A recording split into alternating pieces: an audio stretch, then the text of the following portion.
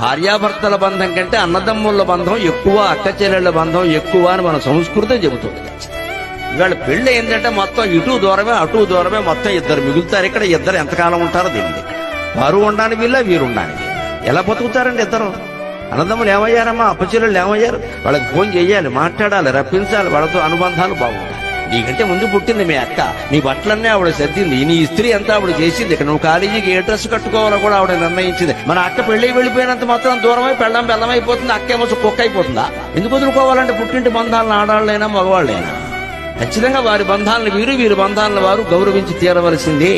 నాకు నీకు పెళ్ళేంది కాబట్టి మీ అమ్మతో మాట్లాడద్దు, మీ అక్కతో మాట్లాడుతున్నా ఊరుకోమని చెప్పాలి ఖచ్చితంగా. ఉంటే ఉండి పోతే పోనీ అందరితోనూ మాట్లాడతాం, ఒకటే లెక్క.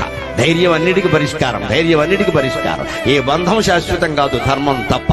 ఎవరు బెదిరింపుకి ఆడాళ్ళ బెదిరింపుకి మగాళ్ళు, మగాళ్ళకి బెదిరింపులకు ఆడాళ్ళు లొంగాల్సిన పనే లేదు.